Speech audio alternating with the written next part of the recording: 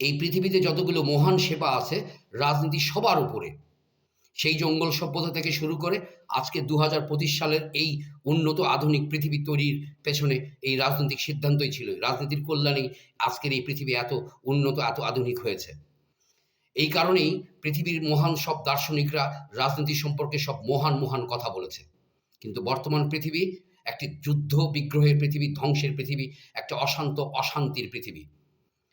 এটা দেখে রাজনীতি সম্পর্কে আমার ব্যক্তিগত একটা মূল্যায়ন হয়েছে এরকম যে, এই পৃথিবীর ১০ ভাগ ধূর্ত চালাক মানুষ এক একটা রাজনৈতিক খেলা দিচ্ছে, আর বাকি ৯০ ভাগ মানুষ সেই রাজনৈতিক খেলা নিয়ে সারাদিন আলাপ আলোচনা করছে। সেখান থেকে যে অনুভূতি, আবেগ, দাবি দেওয়া, চাওয়া পাওয়া তৈরি হচ্ছে, সেই দাবি দেওয়া, আবেগ, অনুভূতিকে পুঁজি করে ওই ধূর্ত ১০ ভাগ মানুষ আবার নতুন করে একটি রাজনৈতিক খেলা দিচ্ছে। সেই খেলা নিয়ে আবার ৯০ ভাগ মানুষ আবার সেই আলোচনাগুলো করছে। এটিই বর্তমান রাজনীতি। যার ফলশ্রুতিতে পৃথিবী আজকে অশান্ত এবং ধ্বংসের দিকে এগিয়ে যাচ্ছে। কিন্তু এটিই তো শেষ কথা নয়। একদিন এই পৃথিবীও শান্ত হবে। এই ১০ ভাগ মানুষকেও আমরা থামিয়ে দিব। আমরা একটি শান্তিময় সুন্দর পৃথিবীর স্বপ্ন দেখব এবং গড়ে তুলব।